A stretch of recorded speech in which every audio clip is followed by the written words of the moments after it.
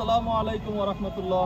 আমি এখন আছি বর্তমানে আজারবাইজান বাকু সিটিতে। বাকু সিটিটি হচ্ছে আজারবাইজানের পুরাতন একটি শহর।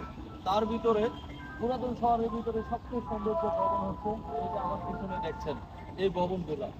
আর এখানে যারা বাংলাদেশ বা বিভিন্ন দেশ থেকে আসে, পর্যটক যারা আসে, তারা অবশ্যই এই বাকু শহরটি পরিদর্শন করে যায়। আর এখানে আছে সুন্দরে ঘেরা। আর বাকুর মানুষের সম্পর্কে যদি কিছু বলতে চাই, তাহলে মানুষগুলো হচ্ছে অসাধারণ।